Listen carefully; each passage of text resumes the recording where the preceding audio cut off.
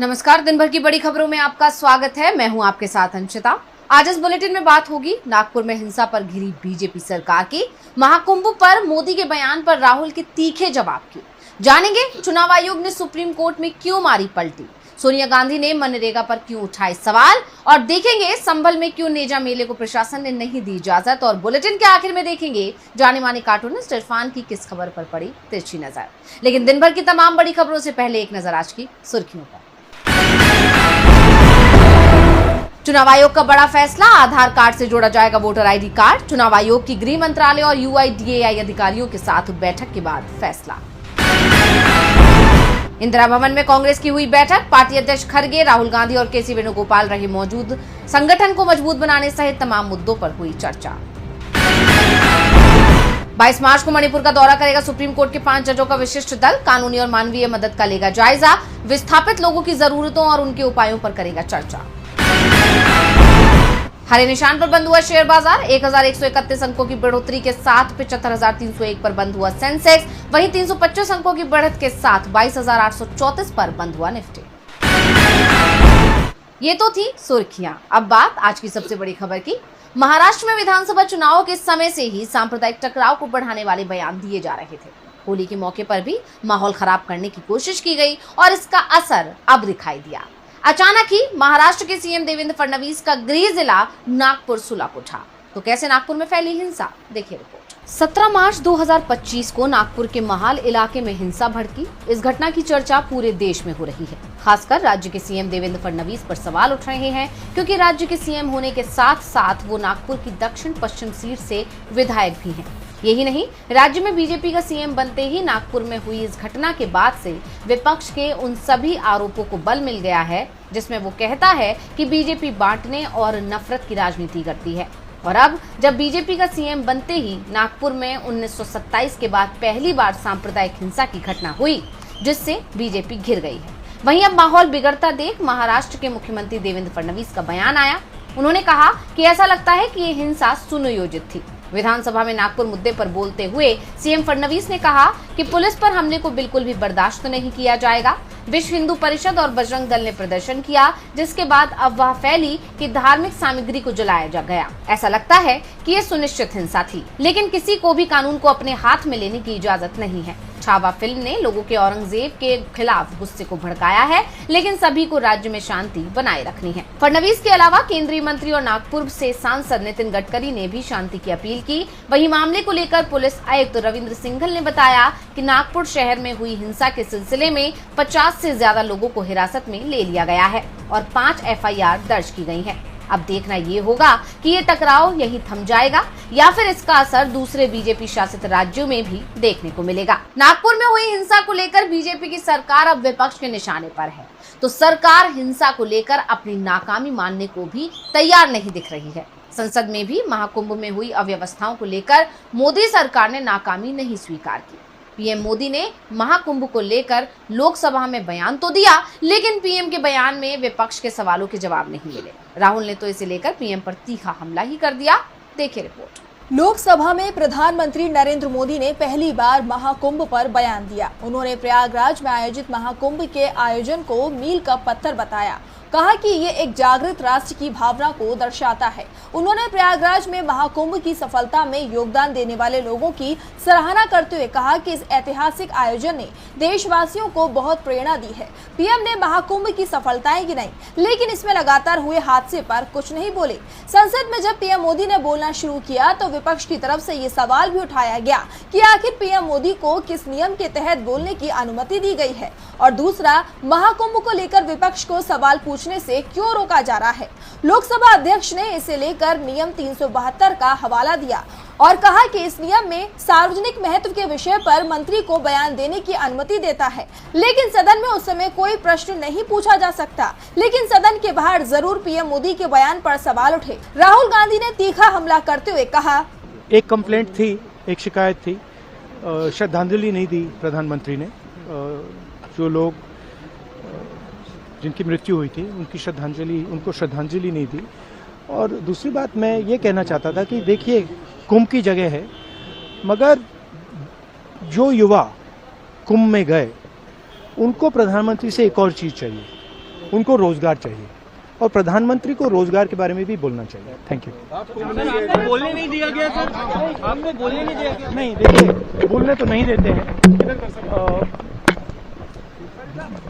Democratic जो structure है, जो एलओपी को तो मतलब परमिशन देनी चाहिए, मगर नहीं देते हैं। बट ये न्यू इंडिया है।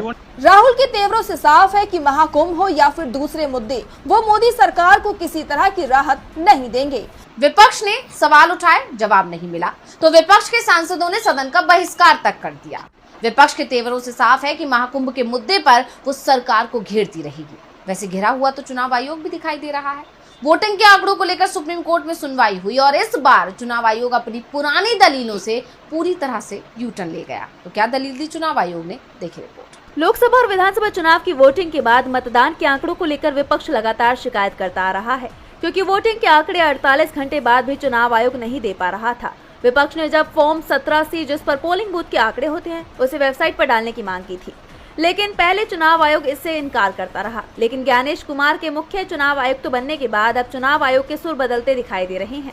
दरअसल टीएमसी सांसद महुआ मोइत्रा और NGO association for democratic reforms और कोमन काज की तरफ से जनहित याचिका सुप्रीम कोर्ट में दायर की गई थी, जिसमें चुनाव आयोग को लोकसभा और विधानसभा चुनावों में मतदान समाप्त होने के 48 घंटे के भीतर मतदान केंद्रवार मतदाता मतदान डेटा अपनी वेबसाइट पर अपलोड करने का निर्देश देने की मांग की गई है। सुप्रीम कोर्ट में मुख्य न्यायाधीश संजीव खन्ना और न्यायमूर्ति संजय कुमार और न्यायमूर्ति के.वी. विश्वनाथन की पीठ ने मामले की सुनवाई की।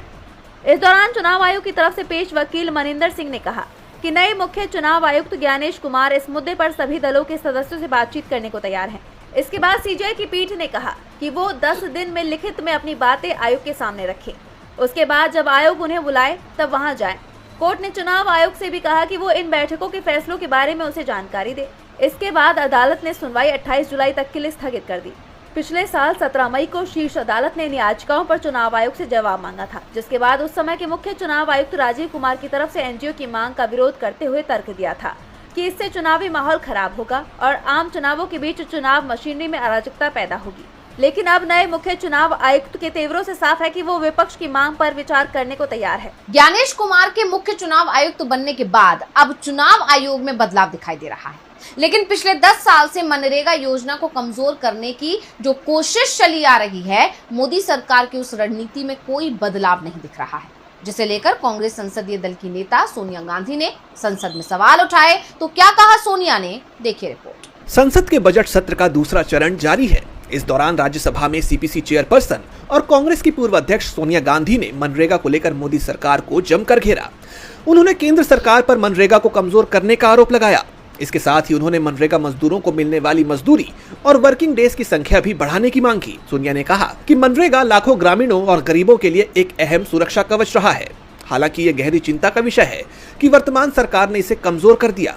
इसके लिए बजट में केवल 86,000 करोड़ रुपए आवंटित किए गए, जो पिछले 10 सालों में जीडीपी के प्रतिशत के हिसाब से सबसे कम है। इसके साथ ही सोनिया गांधी ने मनरेगा को लेकर सरकार से मांग करते हुए कहा कि मनरेगा में मिलने वाली मजदूरी में न्यूनतम 400 रुपए प्रतिदिन की बढ़ोतरी की जाए, मजदूरी की राशि समय पर जारी की जाए और गारंटीड वर्किंग डेज की संख्या 100 से बढ़ाकर 150 दिन सालाना की जाए। बता दें कि सोनिया गांधी यही नहीं रुकी। उन्होंने आगे कहा कि वेतन भुगतान और वेतन दरों में लगातार देरी होना इन्फ्लेशन को संतुलित करने के लिए काफी नहीं है। कांग्रेस नेता ने कहा कि इन चिंताओं के मद्देनजर कांग्रेस पार्टी मांग करती है कि इस योजना को जारी रखने और इसका विस्तार करने के लिए पर्याप्त वित्तीय प्रावधान लागू किए जाएं। अब सोनिया गांधी की इस मांग और उनके आरोपों पर मोदी सरकार की ओर से क्या जवाब आता है, ये देखना होगा। मनरेगा कांग्रेस की सरकार लाई थी। ये योजना इतनी कारगर साबित हुई है कि मोदी सरकार इसे बंद करने की हिम्मत नहीं कर पाई, लेकिन इसका बजट जरूर कम किया गया है, जिस पर विपक्ष सवाल करता रहा है। तो सवाल सुप्रीम कोर्ट ने भी उठाए हैं, जांच एजेंसियों और निचली कोर्ट पर। तो क्या सवाल उठाए हैं सुप्रीम कोर्ट ने, देखिए रिपोर्ट। सुप्रीम कोर्ट ने एक बार फिर केंद्रीय एजेंसियों की कार्रवाई पर सवाल खड़े कर दिए हैं। कोर्ट ने केंद्रीय एजेंसियों की तरफ से बार बार आरोपियों को बेवजह पूछताछ के लिए हिरासत में लेने पर कड़ी नाराजगी जाहिर की। इसे लेकर जस्टिस अभय ओका और जस्टिस उज्जवल भुइयां की पीठ ने कहा कि ये एक लोकतांत्रिक देश है और इसे पुलिस स्टेट की तरह काम नहीं करना चाहिए, जहां कानून प्रवर्तन एजेंसियां हकीकत में बिना किसी जरूरत के आरोपियों को हिरासत में लेने के लिए मनमाने अधिकारों का प्रयोग करती हैं। सुप्रीम कोर्ट ने लोकतांत्रिक व्यवस्था का हवाला देते हुए कहा कि 2 दशक पहले एक छोटे मामलों में जमानत याचिकाएं शायद ही कभी हाई कोर्ट तक पहुंची थी। शीर्ष अदालत की तो बात ही छोड़िए, लेकिन आज ये चौंकाने वाला तथ्य है कि सुप्रीम कोर्ट उन मामलों में भी जमानत याचिकाओं पर फैसला कर रहा है जिनका निपटारा ट्रायल कोर्ट स्तर पर कर दिया जाना चाहिए था। इस तरह सिस्टम पर अनावश्यक रूप से बोझ डाला जा रहा है। बड़ी बात यह है कि 2022 में ही सर्वोच्च न्यायालय ने जांच एजेंसियों पर हिरासत की आवश्यकता नहीं होने पर अधिकतम 7 साल तक की सजा वाले संज्ञेय अपराधों में गिरफ्तारी करने पर प्रतिबंध लगा दिया है। पीठ ने कहा कि जिस आरोपी ने जांच में सहयोग किया हो और जिसे जांच के दौरान गिरफ्तार नहीं किया गया हो, उसे सिर्फ आरोप पत्र दाखिल होने के बाद हिरासत में नहीं लिया जाना चाहिए। जांच एजेंसियों की कार्रवाई हो या फिर निचली कोर्ट के छोटे से छोटे मामले में जमानत नहीं देने की नीति, सुप्रीम कोर्ट ने इसे लेकर सवाल उठाए। तो वही सवाल संभल में नेजा मेले की इजाजत नहीं मिलने पर भी उठ रहे हैं। जिला प्रशासन ने सैकड़ों सालों से होली के बाद लग रहे इस मेले को इजाजत नहीं दी है, उल्टा आयोजकों को ही धमकाया है। तो क्या है पूरा मामला, देखिए रिपोर्ट। संभल में सैकड़ों सालों से होली के बाद सैयद सालार मसूद गाजी के नाम पर नेजा मेले का आयोजन होता आ रहा है। इस बार भी होली के बाद मेला कमेटी ने 25 से 27 मार्च को मेला लगाने का ऐलान किया था, लेकिन प्रशासन ने इसकी इजाजत नहीं दी है। मेला से सप्ताह पहले जिस स्थान पर ढाल गाड़ी जाती थी, उस गड्ढे को पुलिस और प्रशासन ने बंद करा दिया है। साथ ही चेतावनी भी दे दी है कि यहाँ पर ढाल गाड़ने की कोशिश भी नहीं की जाए। मौके पर भारी पुलिस फोर्स की तैनाती कर दी गई है। दूसरी तरफ नगर नेजा मेला कमेटी के अध्यक्ष शाहिद हुसैन मसूरी ने कहा कि संभल में सैकड़ों सालों से मेले का आयोजन किया जा रहा है, कभी भी इसे लेकर आपत्ति नहीं जताई गई, लेकिन इस साल पुलिस अधिकारियों ने ये कहते हुए अनुमति देने से इनकार कर दिया कि सालार मसूद गाजी आक्रांता थे और उनकी याद में मेले का आयोजन नहीं होगा। हम वरिष्ठ अधिकारियों से मिलेंगे और उनसे बात करेंगे। नेजा कमेटी के पदाधिकारियों ने एसडीएम डॉक्टर वंदना मिश्रा से भी मुलाकात की थी। पदाधिकारियों ने उनसे मेले के आयोजन की अनुमति मांगी थी, लेकिन तब भी एसडीएम ने साफ कर दिया था कि नेजा मेले के नाम पर कोई अनुमति नहीं दी जाएगी। जबकि मेले के कमेटी से जुड़े लोगों ने कहा था कि नेजा मेला सदियों पुरानी परंपरा है और इसे उसी स्वरूप में आयोजित किया जाना चाहिए, लेकिन प्रशासन सामाजिक सौहार्द बिगाड़ने की इजाजत नहीं देगा। नेजा मेला कमेटी के लोग अनुमति मांगने संभल के एसएसपी शीश चंद्र के पास भी पहुंचे थे, लेकिन एसएसपी ने कमेटी के सदस्यों से कहा, आप लोग लुटेरे के नाम पर मेले का आयोजन करके अपराध करते रहे हैं। जिसने इस लुटेरे के नाम पर मेले का आयोजन किया वो व्यक्ति देशद्रोही की श्रेणी में आएगा। अब तक भले ही नेजा मेले का आयोजन होता रहा हो, लेकिन अब ऐसा नहीं चलेगा। नेजा मेला एक बुरी कुरीति थी। किसी भी लुटेरे के नाम पर मेले का आयोजन किया जाना पूरी तरह से गलत है। कानून व्यवस्था के चलते इजाजत नहीं दी जा रही है। मेला लगाने की किसी को कोई अनुमति नहीं है। अगर कोई नियम तोड़ेगा तो उस पर एक्शन लिया जाएगा। संभल में लगातार टकराव बना हुआ है, इसे लेकर जमकर सियासत भी हो रही है। लेकिन इस बीच एक बड़ी खबर सामने आई है, लेकिन ये खबर धरती से नहीं आसमान से आई। अमेरिकी स्पेस स्टेशन से सुनीता विलियम्स की वापसी हो रही है। धरती के लिए उनका सफर शुरू हो गया है, देखिए रिपोर्ट। अंतरिक्ष यात्री सुनीता विलियम्स 9 महीने 13 दिनों बाद धरती पर लौट रही हैं। उनके साथ स्पेस स्टेशन में मौजूद क्रू 9 के 2 और एस्ट्रोनॉट्स निक हैग और अलेक्जेंडर गोर्बुनोव भी वापस आ रहे हैं। नासा ने बताया कि SpaceX dragon spacecraft international space station से सफलतापूर्वक अनडॉक हो गया है। ये स्पेसक्राफ्ट 19 मार्च को सुबह लगभग 3:27 पर फ्लोरिडा के तट पर लैंड होगा और इसका दुनिया भर में लाइव प्रसारण भी किया जाएगा। आपको बता दें कि सुनीता विलियम्स और बुच विल्मोर ने 5 जून 2024 को परीक्षण यान स्टारलाइनर से आईएसएस के लिए उड़ान भरी थी और 8 दिन बाद उनकी वापसी तय थी, लेकिन इस बीच यान में खराबी के कारण ये वापसी अटक गई। 9 महीने तक लगातार ये सवाल उठते रहे कि आखिरकार इनकी वापसी कब होगी। ज्यादा दिनों तक स्पेस में रहने से क्या उनके स्वास्थ्य पर कोई गलत असर तो नहीं पड़ेगा। कई बार उनकी वापसी की योजनाएं भी बनाई गई, लेकिन हर बार यह योजना टाल दी गई और अब क्रू 10 मिशन के तहत उनकी वापसी हो रही है। अंतरिक्ष से धरती पर लौटने का उनका यह सफर करीब 17 घंटों का है, लेकिन जैसे ही ड्रैगन कैप्सूल धरती के वायुमंडल में फिर से एंट्री करेगा तो उसे भीषण गर्मी का सामना करना पड़ेगा।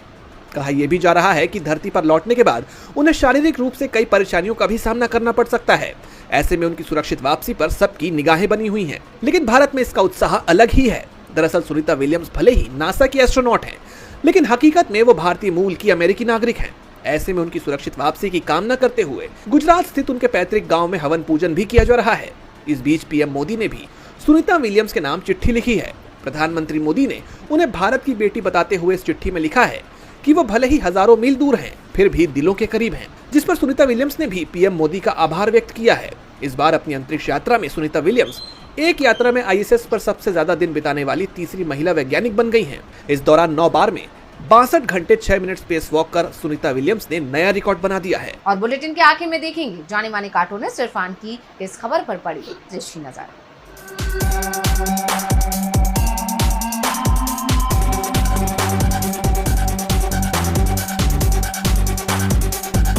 बीजेपी को गेटवे ऑफ साउथ इंडिया मिल गया है।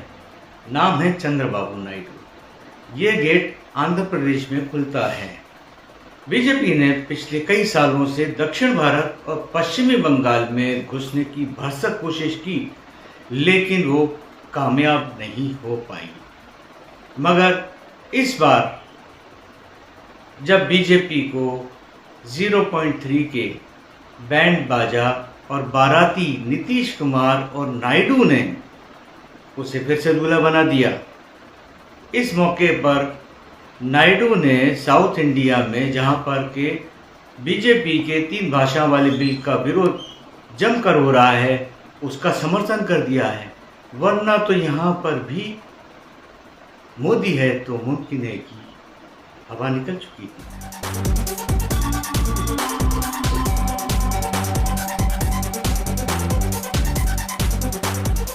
बहुत बहुत शुक्रिया इरफान जी।